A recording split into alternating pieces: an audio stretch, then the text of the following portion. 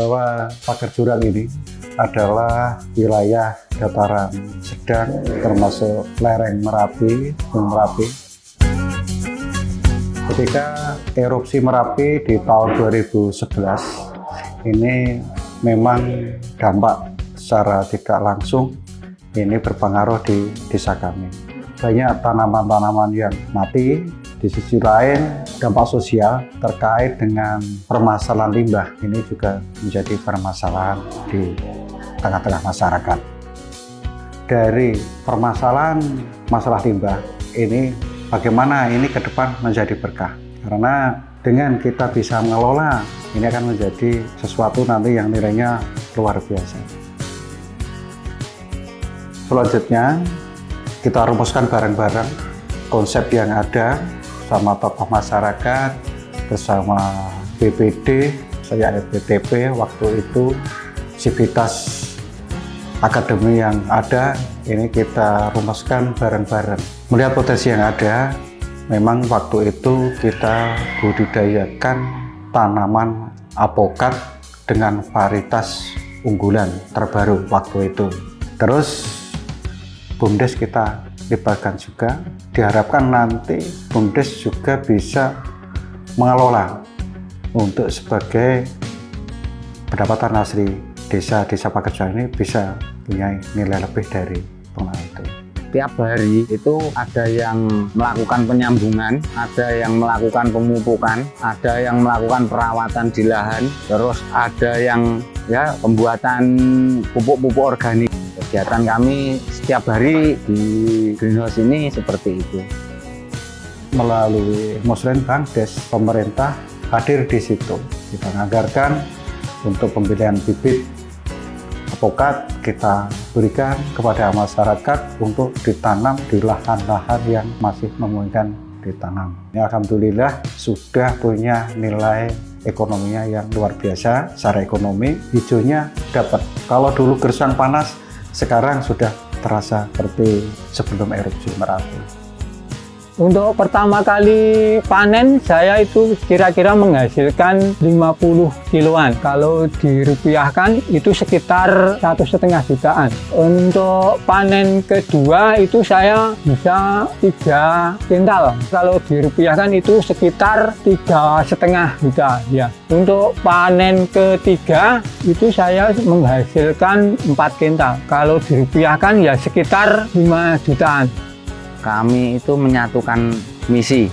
Satu karena hobi, Pak. Karena hobi kami mungkin di tanaman, Pak. Kedua, mungkin di sini masih minim tentang pengetahuan tentang alpukat, Pak. Jadi kami dari pihak Pemdes dulu mengadakan pelatihan-pelatihan sampai ke Jambu Kediri, sampai ke Kali Bening. Kami melakukan itu untuk belajar, terus nyoba untuk mempraktekkan, dan alhamdulillahnya berhasil, Pak. Ada warga masyarakat di sini mempunyai pokok lokal, alpukat lokal, lalu mempunyai keinginan untuk disambung. Mereka meminta kami satu anggota kadang ke kebun mereka untuk melakukan pemotongan, gimana caranya pemotongan, penyambungan. Yang saya tanam itu yang kebanyakan itu jenis luang. Yellow Vietnam, terus Sunbig, terus itu Diamond Head, itu saya kembangkan. Yang saya istilahkan memperbanyak itu saya sambung pucuk. Sambung pucuk saya juga menanam untuk indukan. Nah, indukan itu nanti saya kembangkan.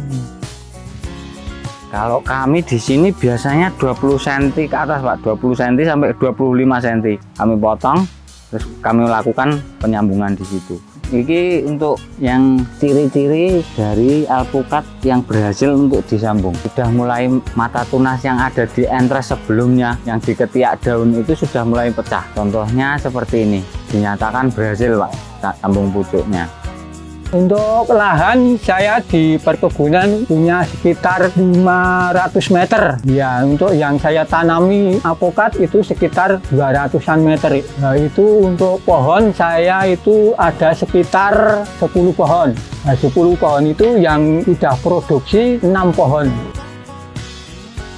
Tanam di perkebunan dan di ladang itu buahnya lebih maksimal di kebun. Kalau di kebun itu full alpukat itu sinar mataharinya full.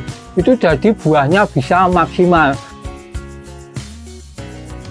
Ya, setelah saya nanam alpukat, alhamdulillah saya punya pendapatan sekitar ya 40% lah.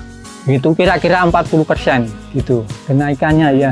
Kalau sudah nanti ini sudah produksi, ini lebih banyak lagi. Kan yang produksi belum semuanya ini. Dari hasil yang ada, kita di pemerintah desa juga kita punya data namanya MCD, itu terkait perubahan kondisi sosial ekonomi di tengah masyarakat.